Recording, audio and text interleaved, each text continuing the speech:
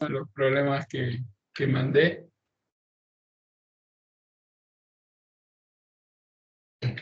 A ver, el primero que quiero analizar es uno que tomaron en el 2023 y andaba una resolución por ahí, media trucha, eh, y vamos a analizarlo en detalle. O sea, el problema lo conocen, es el de la mancuerna, ahí lo mandé al grupo, es el problema uno del 2023, creo que fue, que hay una soga con dos mancuernas. Yo cuando lo vi ni siquiera sabía lo que era una mancuerna, pero bueno, por suerte nos dan un dibujito que están unidas con una barra de masa despreciable y giran con una velocidad angular y en cierto momento se cortan y les preguntan qué pasa. Una onda así es el problema. Pero antes de eso, recordemos algunas cosas de lo que se llama sistema de partículas. Es muy importante que aprendan bien esto. Esto es un tema de física 1. La ecuación de Newton la conocen y me permite dar la dinámica de encontrar la ecuación de movimiento de una partícula. Uno la ve simple, pero de pronto se puede complicar. Eh, no sé si alguna vez escucharon el problema de los tres cuerpos, que no tiene solución analítica. Y uno dice, ¿cómo puede ser? Tres cuerpos, no puedo encontrar una solución analítica. Bueno, es un sistema de 9 ecuaciones con 9 incógnitas acopladas, no lineales, imposible. Salvo ciertas situaciones, suponer que dos masas son más chiquitas que la otra, cosas por el estilo. Pero para no irnos ahí a delirar con eso, entendemos por sistema de partículas un conjunto de partículas que se mueven en el espacio, en R3. Cada una tiene una posición en un instante y en ese instante tiene un vector velocidad. Entonces imaginemos n partículas moviéndose en forma azarosa en una determinada zona del espacio y yo quiero entender la dinámica de esas partículas. No vamos ya n partículas de un gas, tipo 10 a la 24 partículas, porque ahí ya el sistema de partículas hace su fin y entra lo que se llama mecánica estadística, se sacan promedios, se sacan valores medios, etcétera, y aparece la ecuación de los gases ideales, la distribución de Maxwell de las velocidades, etcétera. Entonces, un sistema de partículas, en general, los problemas de la facultad son tres partículas, cuatro, dos, como esta que está ahí, que tienen dos.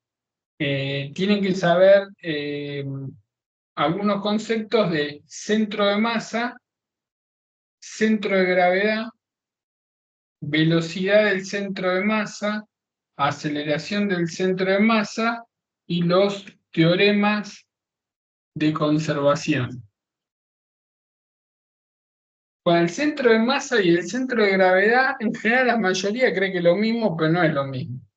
El centro de masa de un sistema de partículas puntuales se define como la sumatoria de igual 1 a n de mi por ri dividido sumatoria de mi o la masa total. Sería como, la idea del centro de masa es un punto que puede ser ficticio en el sentido que puede ser que ahí no haya ninguna partícula en ese punto, pero yo estudiando el movimiento de ese punto infiero la dinámica de las partículas en general.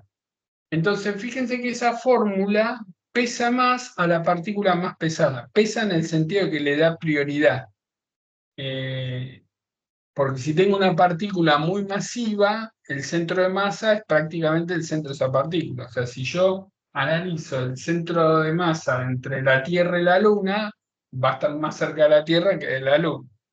Entonces, ese es el concepto de centro de masa. El concepto de que también lo puedo hacer para un sistema de masas continuas. O sea, si en vez de tener masas puntuales tengo masas continuas, La masa la puedo poner como una densidad por diferencial de longitud, de superficie o volumen, y las sumatorias se transforman en integrales y sacan el centro de masa. El centro de gravedad es la misma historia, pero en vez de masa se pone P sub I. Uno puede decir, "¿Pero cómo P sub I?". P sub I es el peso sobre la suma de todos los pesos. Entonces, eso pasa si la distribución del campo gravitatorio es uniforme, el peso a una determinada distancia de la que genera el campo gravitatorio es la misma. Entonces, si la aceleración gravitatoria es la misma, es uniforme, entonces puedo poner que P sub I es MI por G, supongamos. Entonces saco G de la sumatoria, la saco G de abajo y el centro de gravedad es igual al centro de masa. Por ejemplo, si yo analizo el sistema Tierra-Luna, ¿sí? Mucha gente tiene metido en la cabeza que la aceleración de la gravedad es 9,8, que es constante independientemente de la masa. Sí, es independiente de la masa, pero no es constante. Es un chamullo que no es un chamullo. Sirve a baja altura. O sea, el radio de la Tierra es aproximadamente 6.370 kilómetros, creo, o 6.340. Entonces, si yo analizo un objeto que está a 10 kilómetros, 50, 600 kilómetros, la gravedad es 9,8. Pero si empiezo a ponerlo un poco más lejos, por ejemplo la Luna, ya no es lo mismo, y la gravedad es la constante gravitacional por la masa del planeta dividido el radio del planeta más la distancia, supongamos h, la distancia entre los centros al cuadrado. ¿Ven? Cuando RP es mucho mayor que H, G igual constante gravitacional por masa del planeta y el radio del planeta al cuadrado es 9,8. Si lo hago con la Luna me da 1,63, si lo hago con Marte me da otra cosa. Entonces, la aceleración gravitatoria de los planetas es constante cuando la altura que estoy ubicando un objeto es pequeña frente al radio del planeta. Pero no pasa con la Luna. Entonces, porque no es lo mismo la gravedad acá que la gravedad en el otro extremo de la Luna. ¿Y qué implicancias tiene eso? Y la implicancia es que si la Luna quisiera rotar, el torque hace que vuelva al equilibrio. Entonces, por eso la Luna siempre nos muestra la misma cara. Y eso que es insignificante, creo que la diferencia entre el centro de masa y el centro de gravedad son 2 kilómetros. Pero bueno, eso hace que la Luna la veamos siempre al mismo lado. Bueno, entonces esto es centro de masa. Velocidad del centro de masa es la derivada de la posición del centro de masa, aceleración del centro de masa, otra vez derivo. Algunas fórmulas que tienen que saber es que la velocidad del centro de masa es la cantidad de movimiento del sistema, P del sistema, dividido la masa total. Esta conviene registrar. Bueno, los teoremas de conservación. La variación de energía mecánica, del momento angular, de la cantidad de movimiento. Si yo calculo la posición del centro de masa en el sistema de centro de masa, me da 0. Si yo calculo la cantidad de movimiento del sistema en el sistema centro de masa, da 0. Esas son cosas que hay que saber. Si yo calculo la energía de un sistema de partículas, la podemos pensar como un medio de la masa total por la velocidad del centro de masa al cuadrado más una cierta energía, vamos a llamarla interna.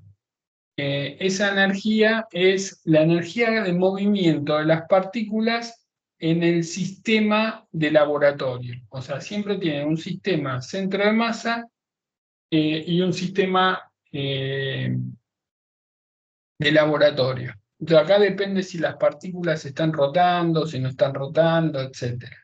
El momento angular total también hay que tener cuidado. Esto es, el L del centro de masa más el L orbital. El L del centro de masa es igual a la masa total por R del centro de masa, producto vectorial velocidad del centro de masa, más el L orbital.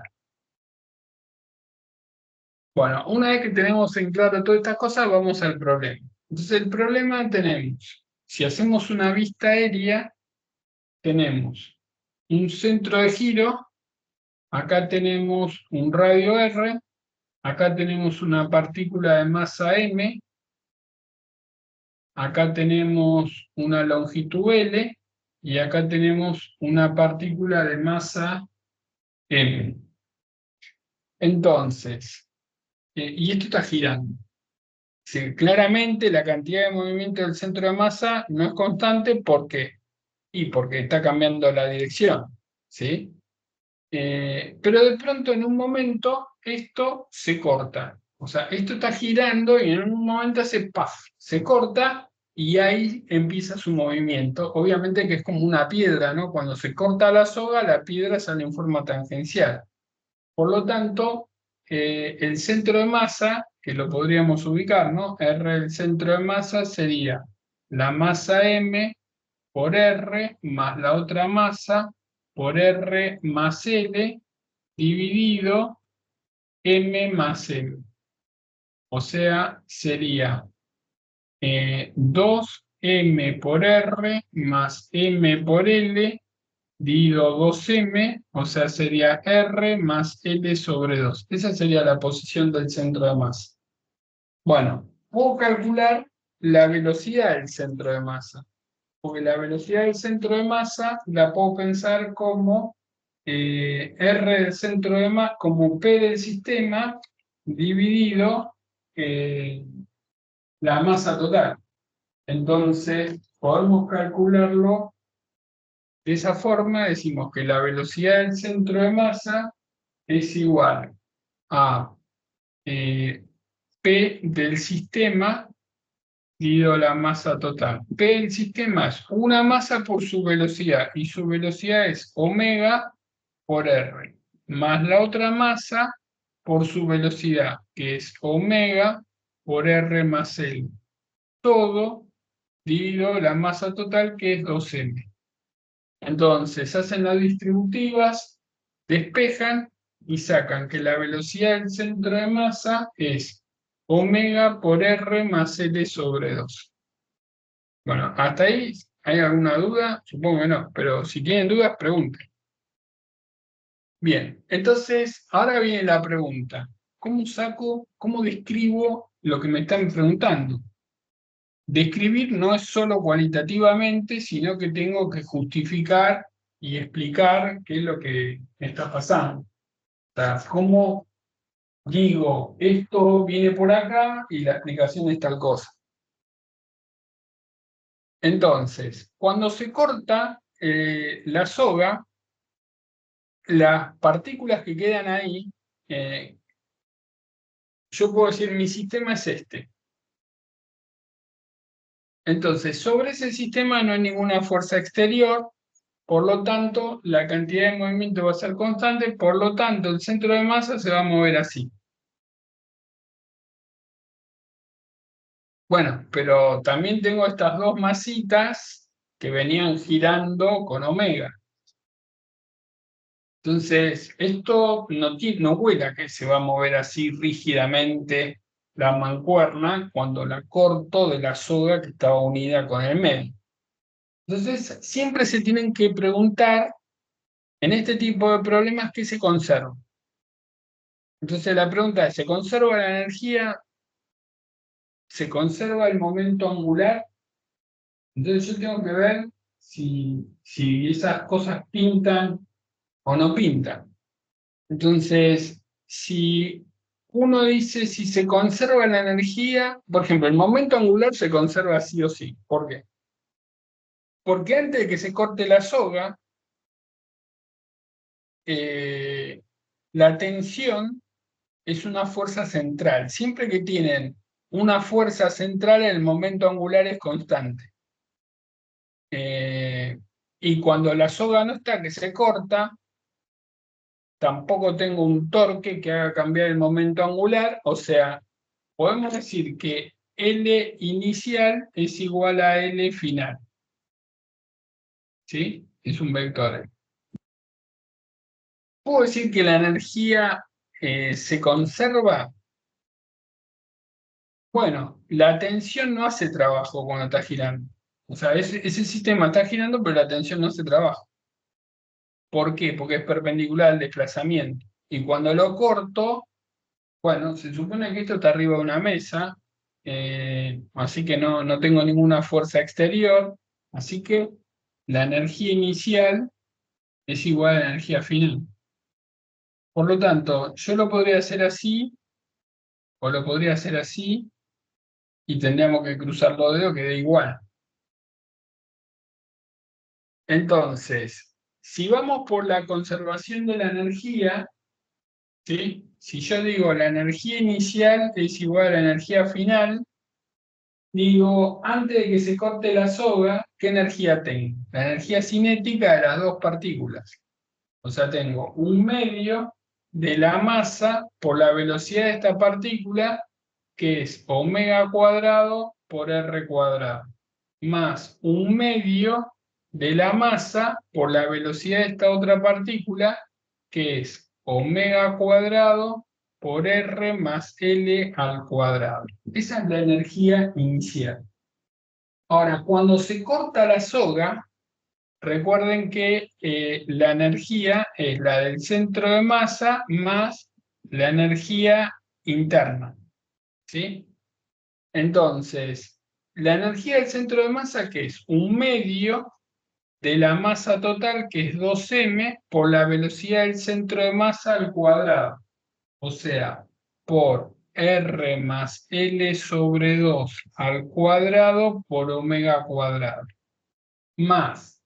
Y ahora la energía interna que tiene esta mancuerna que está vinculada con esa longitud L, así que cada mancuerna tiene una velocidad respecto a este punto que es igual a, bueno, va a girar con una omega que no necesariamente es igual a la omega que tenemos acá. O sea, yo no sé si es la misma o no es la misma. Entonces podemos poner que es un medio del momento de inercia de esas dos, que como son partículas puntuales, es m por L sobre 2 al cuadrado más m por L sobre 2 al cuadrado, todo omega final. Entonces, con los que optan por este camino, esa es la solución. Entonces, hacen las cuentas, pasan todo para el otro lado, no vamos a perder tiempo, llegan a que omega final es omega. Entonces, lo que me dice esto es que mi sistema va a evolucionar así, esto va a ir girando así, y va a ir rotando sobre el centro de masa con una velocidad angular omega que es igual a la otra omega. Bueno, eso es una forma. Otra forma, o sea, si en el examen lo hacen así, ya está, entrega. Pero supongamos que le sobra tiempo y que hay un problema que no lo hicieron, siempre pasa. Uno no lo hicieron, el otro no lo tenía, les quedan unos 10, 15 minutos. Entonces, uno podría decir, bueno, vamos a tratar de rematarla bien este problema, y si yo digo la conservación del momento angular, tengo que hacer el momento angular antes y el momento angular después. El momento angular antes es el momento angular individual de cada partícula, que es la masa por la posición por la velocidad angular. O sea, es m por r, o sea, es masa por velocidad por distancia. O sea, m por r cuadrado por omega. Esta es el de una de las partículas. O sea, es R producto vectorial P, eso es L. O sea, es R producto vectorial masa por velocidad. Como son perpendiculares, me queda R, que sería la distancia, que es R mayúscula, por la masa, y la velocidad es R por omega. Por eso me queda mr cuadrado omega. La otra me queda m por R más L al cuadrado por omega. Es el momento angular antes. El momento angular después, recuerden lo que escribimos, es el del centro de masa, que sería la cantidad de movimiento es 2m por R más L sobre 2 por la velocidad del centro de masa. Y la velocidad del centro de masa la tienen acá. O sea, donde dice esto, reemplazan la velocidad del centro de masa, más el momento angular interno, que es el de inercia, que es m por L sobre 2 al cuadrado más L sobre 2 al cuadrado por omega final. Bueno, sustituyen la velocidad del centro de masa, hacen las cuentitas y llegan a lo mismo. O sea, de las dos Adrián, formas, ¿sí? ahí pusiste R producto vectorial P. ¿Qué es P? Cantidad de movimiento, masa por velocidad. Esperen que respondo unos mensajes.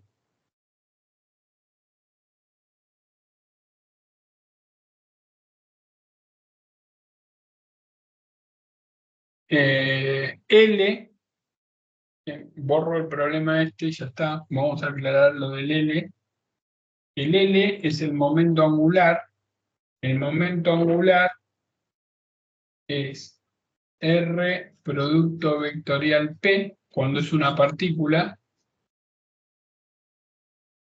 Cuando es un cuerpo rígido es I por omega.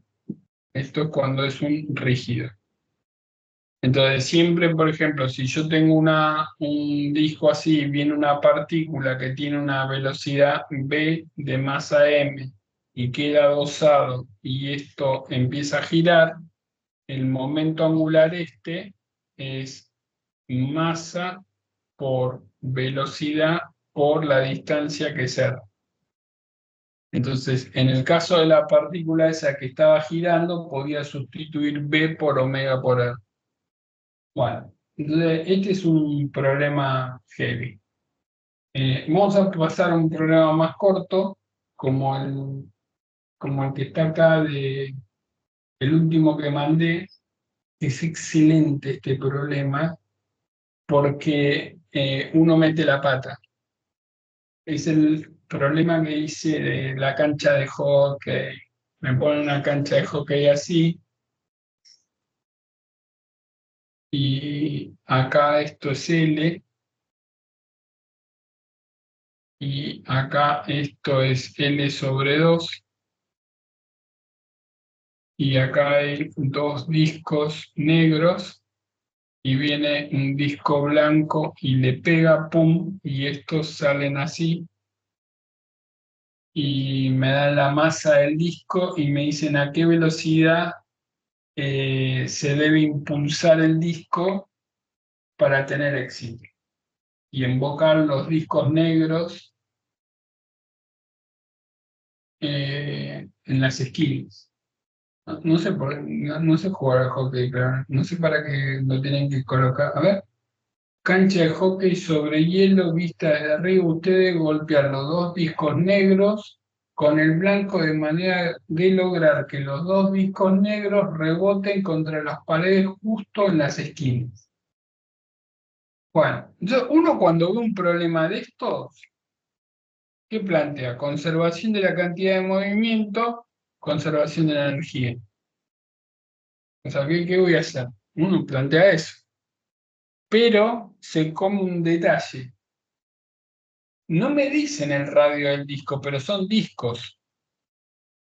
Entonces, uno podría decir que que justo por la simetría del problema, observen que esto es mitad-mitad, podrían decir, bueno, vaya con la velocidad que vaya, este va a pegar acá y este va a pegar acá porque salen a 45 grados. ¿Y por qué salen a 45 grados? Y porque si inicialmente en la dirección horizontal no hay cantidad de movimiento, después no puede haber cantidad de movimiento. Entonces, como tienen la misma masa, no puede salir uno con 30 grados y el otro con 20. Entonces, uno lo podría mirar por ese lado. La trampa del problema es que si son discos, en el momento del impacto, si yo dibujo los tres discos así, en el momento del impacto, en esa décima de segundo, los centros de los discos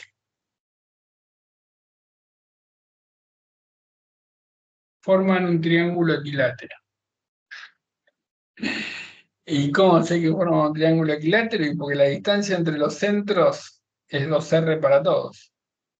Y que formen un triángulo equilátero quiere decir que este disco va a salir con esa dirección y este va a salir con esta otra dirección. Y eso significa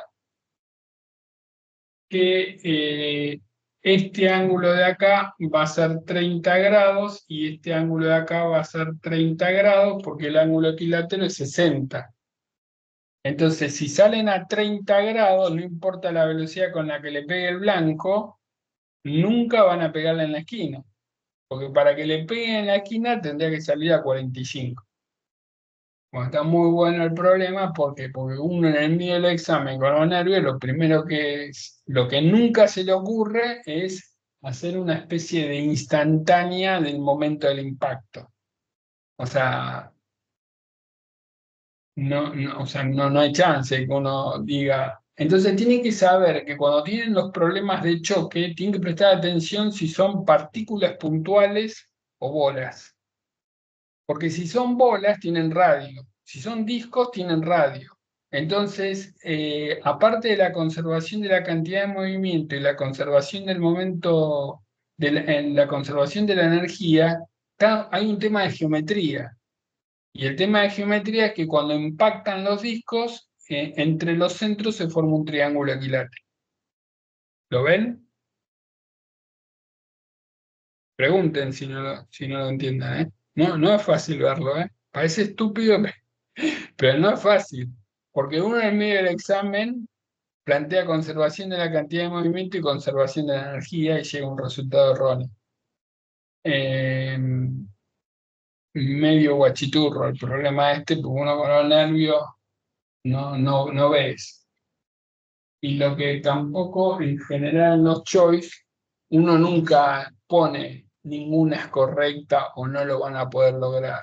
En general es raro pensar eso. Pero bueno, ahora que les quede moraleja, que cuando tienen una distancia eh, así, lo tienen que pensar con la parte de geometría del problema. Profe, yo Bueno, tengo una duda. sí, ¿Se me escucha? Bien. sí, Entonces, sí. o sea, tienen que salir sí o sí a 45 para que se cumpla.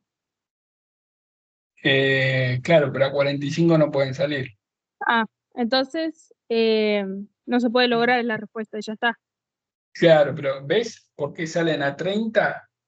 Porque cuando la bola blanca impacta en el medio de las dos bolas negras, se forma un triángulo ahí y el impulso que le da la blanca a cada uno de estos dos mantiene esta línea, ¿ves? Y esa Sí, línea forma un ángulo de 30 grados con el avance. claro. Bueno, Bien. esto es bastante picante. Bueno, vemos en otro de matemática que había ahí, hay dos. Uno creo que ya lo hicimos una vez. No sé si estaban todos. El de K, que dice, considere la curva descrita implícitamente por los puntos X, Y. y me pone que xy por m por xy igual xy por 1 más k menos 1 menos 1, 1 más k por xy igual 1, y dice, se realiza un cambio de coordenadas, muestre que la ecuación implícita de la curva se puede escribir de esa forma, para una determinada matriz P, encuentre dicha matriz, y también me dicen, considere la curva descrita implícitamente. O sea, una curva, estamos en el plano, pinta para elipse, hipérbola, parábola, una cosa así. Entonces, cuando yo veo esto, lo primero que tengo que pensar para discernir ese cambio de variable y quién es esa matriz P es en el tema de diagonalización.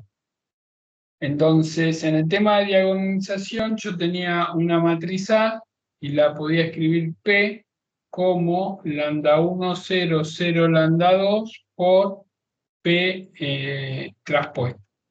Siempre y cuando ajuste bien P para que el determinante sea 1, entonces P a la menos 1 es igual a P traspuesto.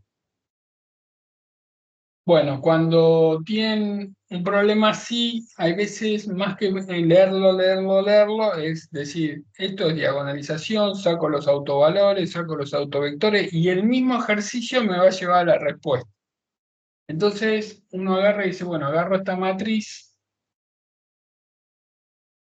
A y hago determinante de A menos lambda por la identidad para sacar los autovalores. Me queda 1 más k menos lambda menos 1 menos 1, 1 más k menos lambda determinante. O sea, lambda identidad es la matriz que tiene unos en la diagonal. Acá hacemos la resta, me queda un lambda acá, acá queda igual. Entonces, esto es determinante, este por este menos este por este, me queda 1 más k menos lambda al cuadrado menos 1 igual 0, 1 más k menos lambda al cuadrado igual 1, 1 más k menos lambda igual 1 o 1 más k menos lambda igual menos 1. Entonces, este me tira lambda igual k, y este me tira lambda igual k más 2. Entonces ahí tenemos esos dos autovalores, y ahora tengo que sacar los autovectores, que esos autovectores son los que me va a dar la matriz P. Entonces, los autovalores son K y K más 2. Vamos a sacar los autovectores. ¿Cómo sacaban los autovectores? Los autovalores se hacían haciendo el polinomio característico, determinante de A menos lambda por I igual 0. Los autovectores es A por B igual lambda por B. Esta es la ecuación de autovectores. Entonces voy a agarrar cada autovalor y sacar su autovector correspondiente, y la matriz P es la que está formada con los autovectores escritos verticales. ¿Sí? Esto es todo teoría que tienen que saber bien el tema de diagonalización. Entonces, agarramos lambda igual K. Vamos a poner acá la matriz. Digo, para lambda igual K, la matriz es 1 más K menos 1 menos 1, 1 más K por el autovector que quiero encontrar es igual a K por XY. Entonces me queda 1 más K por X menos Y es igual a K por X. Entonces de acá saco igual X. Y si hago menos 1 por X más 1 más K por Y igual K por Y, llegó a lo mismo, igual x. Entonces, el autovector para lambda igual k es xx, o sea, es x por 1, 1. Entonces, este autovector, recuerden que había que normalizarlos, es 1 raíz de 2, 1 raíz de 2. Ahora vamos con el otro autovector, con el que es con lambda igual k más 2. Entonces acá ponemos k más 2 por xy. Entonces me queda 1 más k por x menos y, que es k más 2 por x. Se va, me queda, y por el otro lado, menos x más 1 más k por y igual k más 2 por y. De cualquiera de las dos saco que y es menos x. Entonces, x menos x, o sea, 1 menos 1, como lo tengo que normalizar, es 1 raíz de 2 menos 1 raíz de 2. Ahí tengo los dos autovectores. Esos autovectores los pongo en columna y me da la matriz P.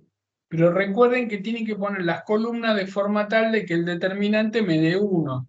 Entonces me conviene poner 1 raíz de 2 menos 1 raíz de 2, 1 raíz de 2, 1 raíz de 2.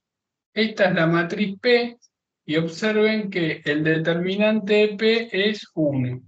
Por lo tanto, P a la menos 1 es P traspuesta.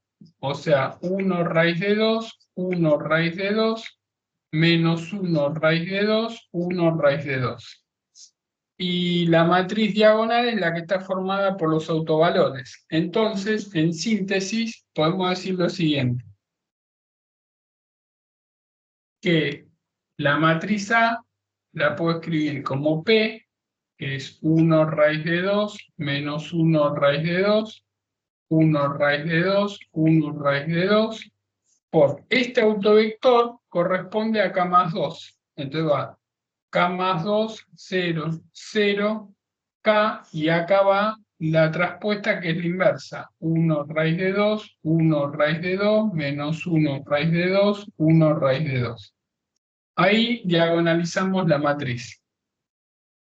Entonces, una vez que diagonalizamos la matriz, decimos que el xy por m por xy, que es esto que está acá, lo podemos escribir como xy por 1 raíz de 2, 1 raíz de 2, menos 1 raíz de 2, 1 raíz de 2, por k más 2, 0, 0k, 1 raíz de 2, 1 raíz de 2, menos 1 raíz de 2, 1 raíz de 2, por xy vertical. Entonces hacemos un cambio de variable. Esto es x' y', que es lo que el problema se llama BW. Esto es x' y' traspuesto. Observen que x' y' decimos que es igual a 1 raíz de 2 menos 1 raíz de 2, 1 raíz de 2, 1 raíz de 2 por xy. Entonces, si hacen la cuentita, les da que x' es x menos y sobre raíz de 2 y que y' es x más y sobre raíz de 2. Eso es lo que dice el problema, ¿ven? Esta sería b, y' sería b, y esta sería w. Y la curva que encontramos es una curva que en el sistema primado me queda una elipse, porque me queda x' y' en el nuevo sistema de coordenadas, k más 2, 0, 0k, por x' y' igual 1. Hago la distributiva, me queda k más 2 por x' cuadrado más k por y' cuadrado igual 1.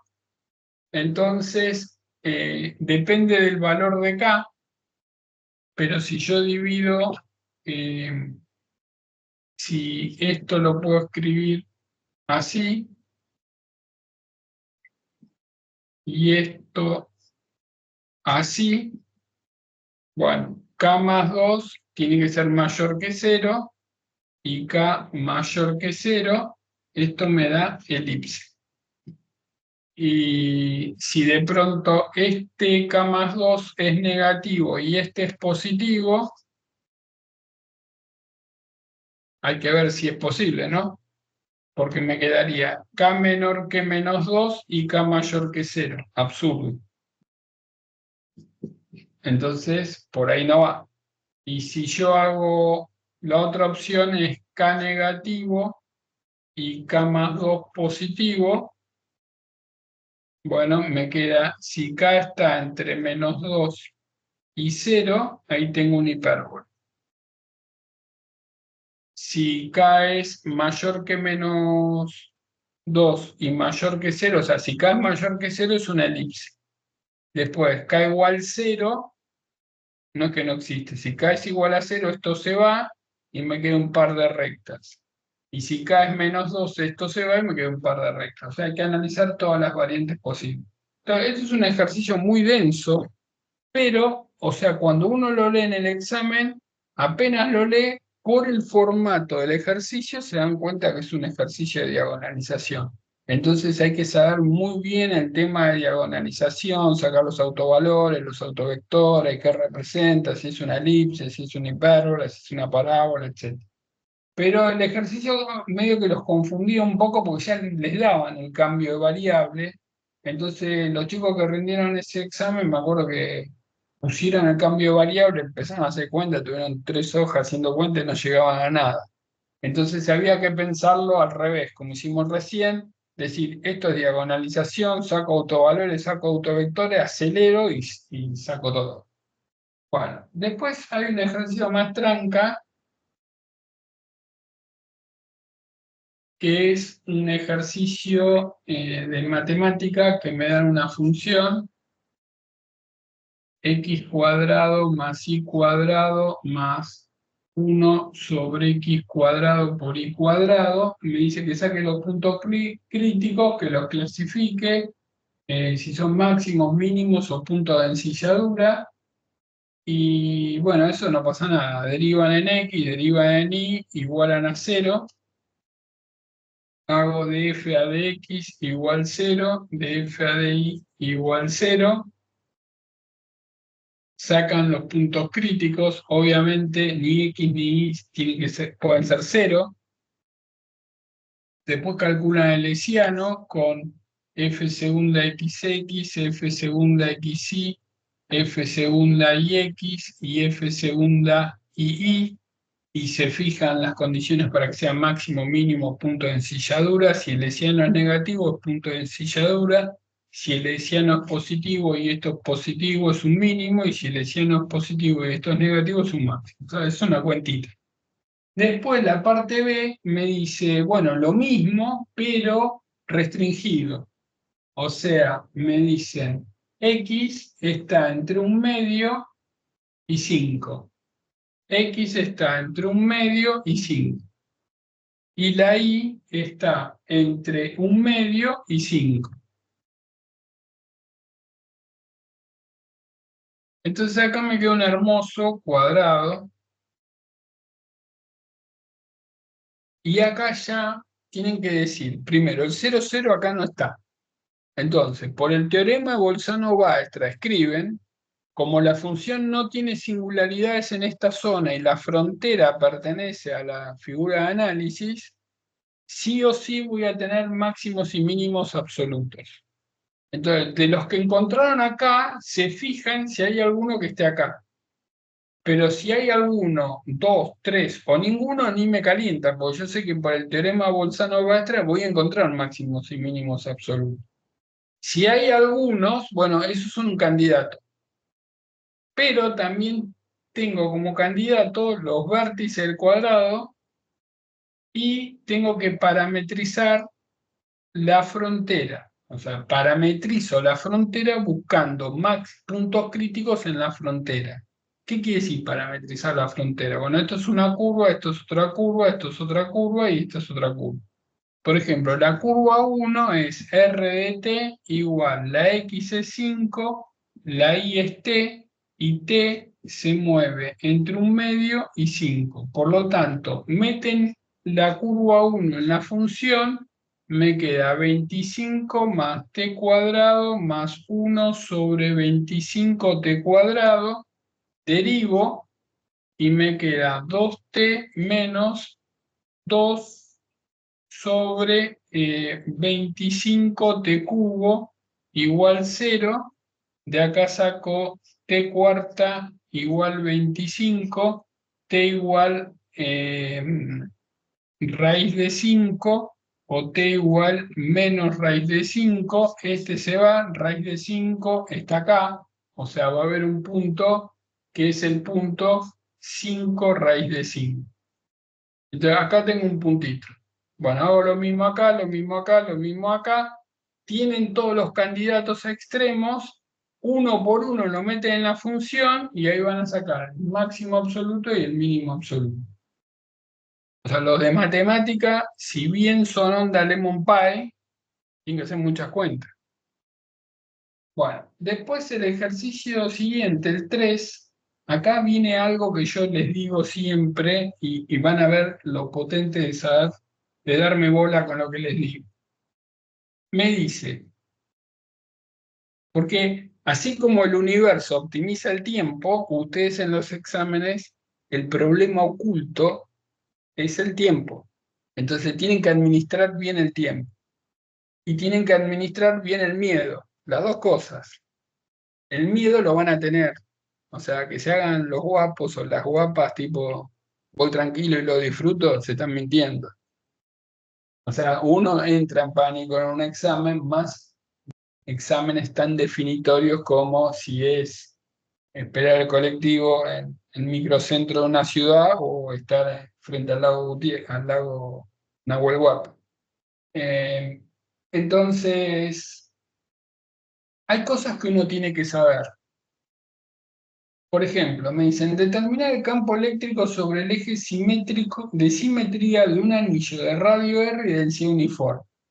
¿Sí?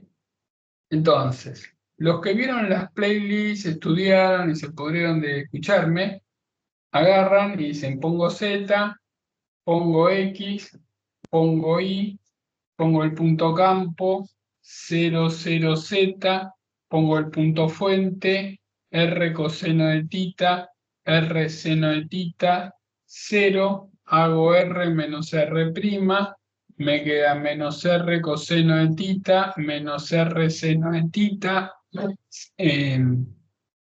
0, no, 0 no, menos R, Z, hago un módulo de R menos R', me queda R cuadrado más Z cuadrado, raíz, el diferencial de Q es lambda por R de tita, el diferencial de campo es K por diferencial Q, divido módulo de R menos R' al cubo por R menos R', entonces el campo eléctrico es la integral entre 0 y 2pi de K, que es 1 sobre 4pi epsilon 0, diferencial Q es lambda por R diferencial tita sobre R cuadrado más Z cuadrado a la 3 medio por menos R coseno de tita, menos R seno de tita, Z. Entonces me doy cuenta que esta integral muere porque la integral del coseno es seno, entre 0 y 2pi se va, esta se va, me queda una sola. Entonces pongo lambda por R sobre 4pi epsilon 0 por Z, por todo esto que está acá no depende de tita, así que es por R sobre R cuadrado más Z cuadrado a la 3 medios, la integral de tita es tita, entre 0 y 2pi es 2pi, versor Z, tacho el 2pi con el 4pi me queda 2, entonces el campo eléctrico es lambda por R por Z. Acá el R lo había sacado, así que es un solo R. Lambda por R por Z sobre 2 epsilon 0 R cuadrado más Z cuadrado a la 3 medio versus Z. Entonces, así lo sacan. ¿Cuánto tardamos? 3 minutos. Está bien, ustedes no habían nacido y yo lo hacía esto. Pero a lo que voy es que cuando uno tiene el procedimiento, entonces esa ventaja, a medida que lo van haciendo y llegan al resultado, y en 5 minutos llegan al punto A, los astrocitos vuelan, sacan cualquier cosa. En cambio, si ustedes lo miran y dicen, uy, ¿esto qué es? Electrostática, ¿y qué tendría que plantear? Y ahí fuera, ahí fuera. Entonces la clave, entonces uno dice, ¿qué tengo que saber? Y el del anillo, el del disco, el del cable finito, el del cilindro infinito, el de la esfera conductora, ya el de la esfera con carga distribuida uniformemente, el del plano infinito, ¿sí? Y los campos magnéticos lo mismo, el cable infinito, el cable finito, el cable curvo, cuando tengo una espira circular, el solenoide, el toroide, todos esos los tienen que tener en la cabeza. Cuando están al pedo y no tienen nada que hacer, a ver, voy a calcular el campo eléctrico, porque es un penal sin arquero que aparezca este ejercicio. Bueno, de la misma forma hacen el otro, porque el otro le dice, bueno, hacer un gráfico cualitativo, eso es matemático, no reviste ninguna complejidad. Pero después me dice, determinen el campo eléctrico que obtendría de haga un gráfico cualitativo, Después dice, determina el campo eléctrico sobre el eje de simetría de un disco plano de radio R y densidad sigma. ¿En qué cambia? Es un disco con densidad sigma. ¿En qué cambia? Esto es lo mismo. Esto es lo mismo. Esto es lo mismo. Esto es lo mismo. Esto. No va lambda por R de tita. Va sigma por R variable de R de tita. Eso es lo que cambia. Entonces, acá en vez de integrar entre 0 y pi, integran entre 0 y R y sacan el campo eléctrico. De uno lo mira, el 1, el 2, el 3, lo saca al toque, uno atrás del otro. Después viene uno por superposición, me dicen que tengo un disco de radio 2R, creo que tiene un disco de radio 2R adentro de, no, considere ahora que el disco plano es envuelto en un conductor esférico con carga Q, espesor despreciable y radio 2R. O sea, tengo el disco de radio R y lo meto adentro de un conductor de espesor despreciable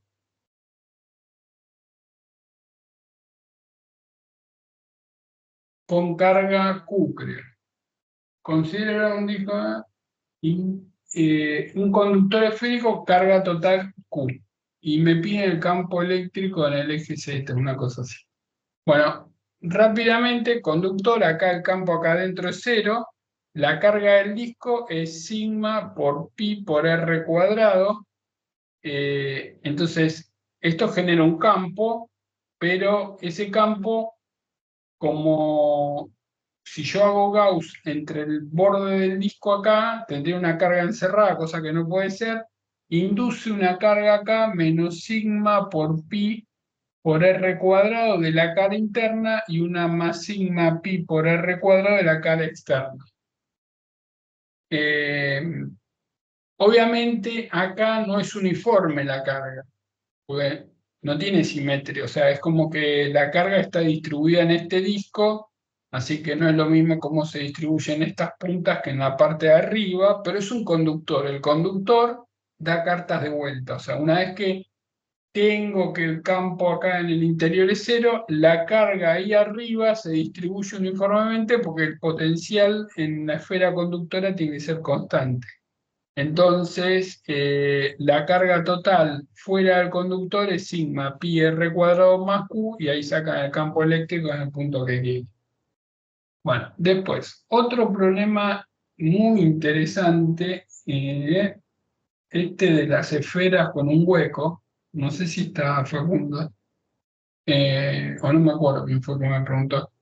Tienen que estar álgidos de la superposición, o sea, física, cuando las ecuaciones son lineales, vale el principio de superposición.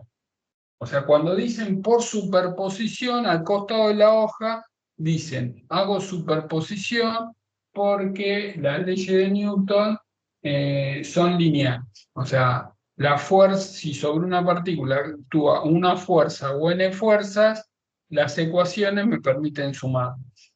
Y con el campo eléctrico pasa lo mismo porque las ecuaciones de Maxwell son lineales en los campos eléctricos y magnéticos. Entonces, si yo tengo tres esferas así,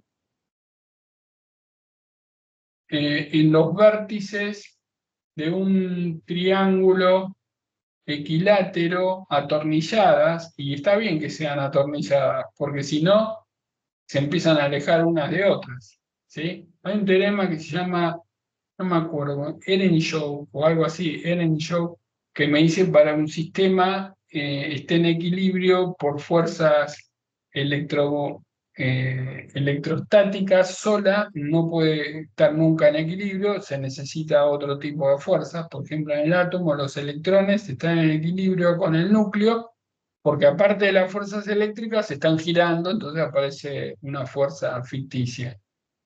Entonces, esto es un sistema de tres esferas que están cargadas.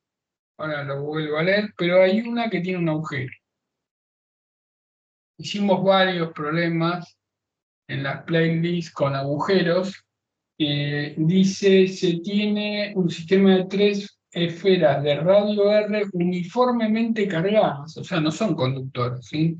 ¿Qué quiere decir uniformemente cargadas? Que ρ es constante. O sea que cualquier cascarón que yo tome acá, la densidad adentro de ese cascarón es la misma que si tomo otro cascarón.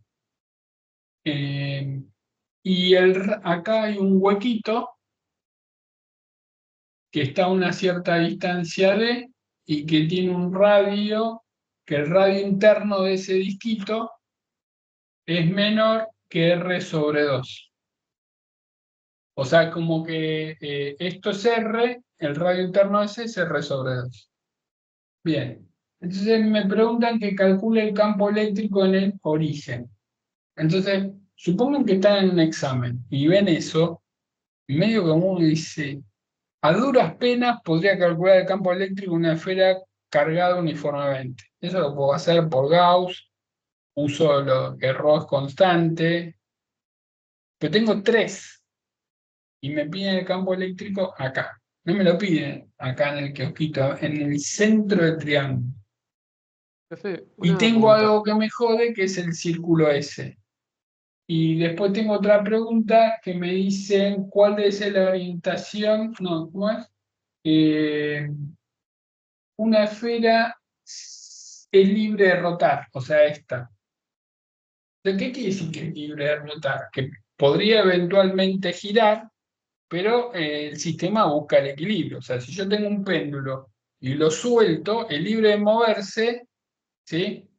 Bueno, si no hay rozamiento se va a mover eternamente, pero si hay rozamiento se va a ir frenando, hasta que busca el equilibrio. O sea, hay equilibrios estables cuando el punto de sustentación está por arriba del centro de gravedad o del centro de cargas, y es inestable cuando pasa al revés.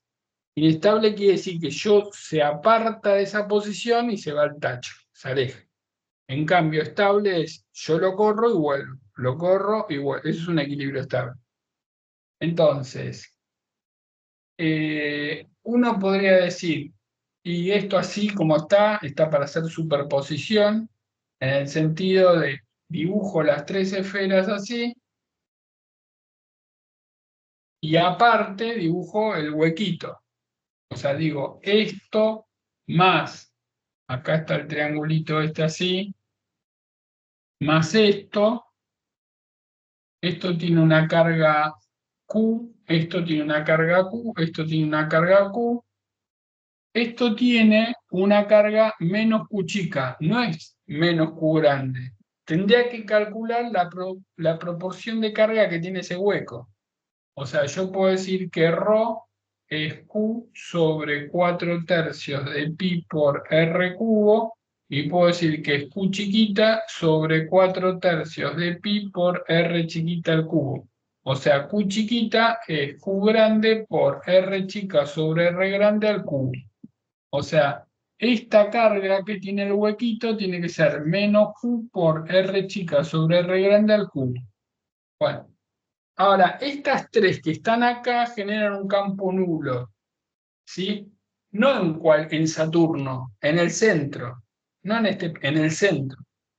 ¿Y cómo sé que es nulo? Bueno, porque esta va a generar un campo así, esta va a generar un campo así, esta va a generar un campo así, y calculan los ángulos, esto es 30, esto es 30, claramente en X se cancelan.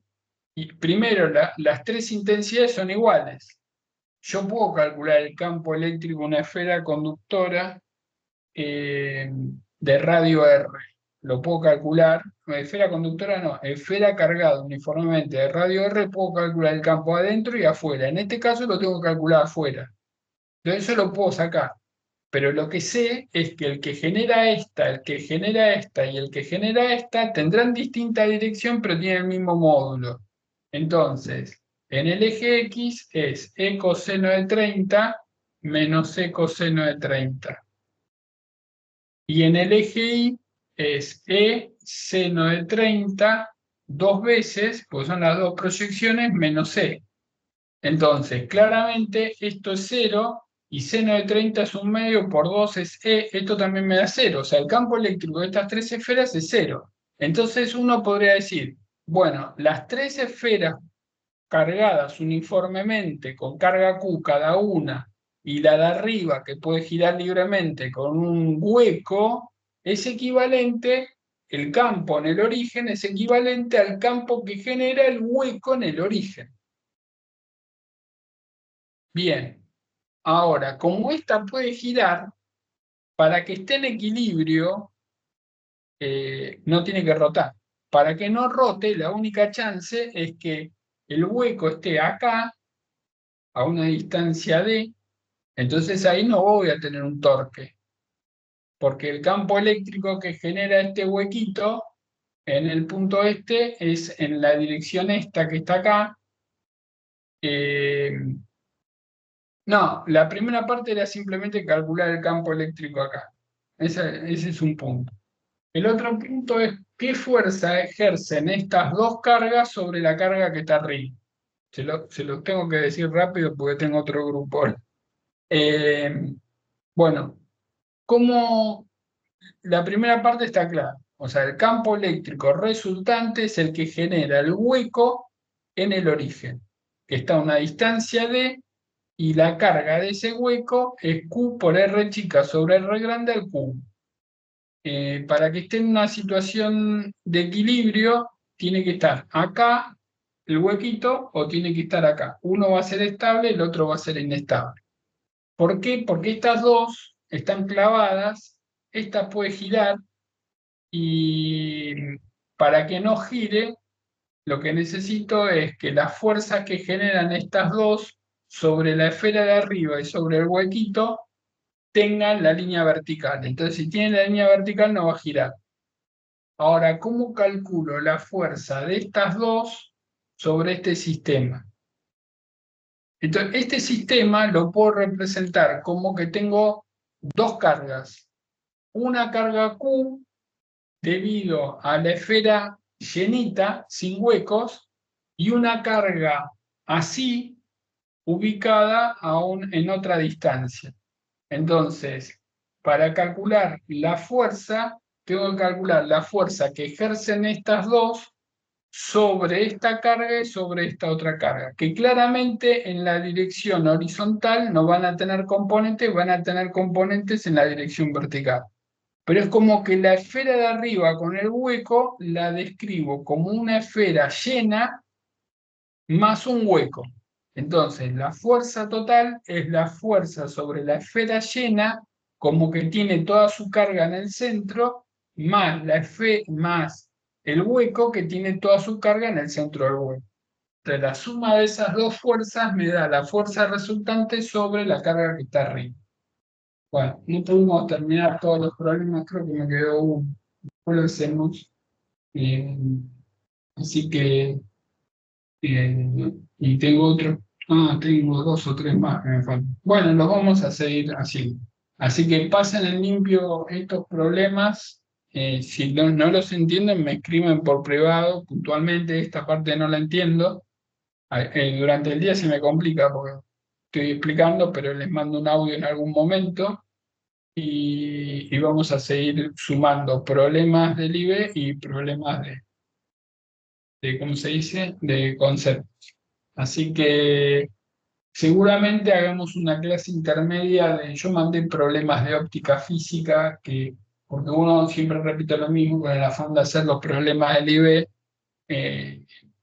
Hay veces uno es como que, no sé, quiere meter en los astrocitos toda la variante posible y tiene que saber que todos los problemas del IB es garantía que no va a haber algo parecido. Pero sí sirve en el sentido de cómo pensarlos, porque el problema de los discos que hicimos al principio se lo traga cualquiera eso. O sea, nadie piensa, son discos, instantáneamente cuando chocan se forma un triángulo y los dos discos blancos salen con ángulos de 30 grados respecto a la vertical y en general la mayoría se come esa. Entonces, el de la mancuerna está bien, a entenderlo, que lo pueden hacer de dos maneras distintas y gracias a Dios da lo mismo, eso es lo bueno de la física.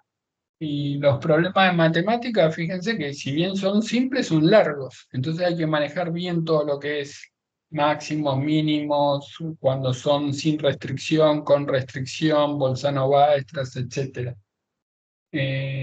Bueno, seguimos. Probablemente el jueves hacemos 2 horas de problemas de óptica física y de óptica geométrica y algunos del IB que me quedaron. Hay uno muy bueno que me mandó Mili, creo, de un dinamómetro que después se los voy a pasar así lo piensan. Y me quedé el del campo magnético del cable otra vez, que mandó Male. Y bueno, después al que ahí Male va a hacer una clase de termodinámica, seguramente el fin de semana. Y si alguno quiere hacer otra clase de algún problema que le gustó, se copó y lo quiere explicar, está bueno también ver en la forma en que otra persona razona. Porque entender cómo razona el otro también le sirve para ganar más plasticidad cerebral. Bueno, nos vemos el jueves de 10 a 12. Hasta luego. Chao, profe, nos vemos. Chao.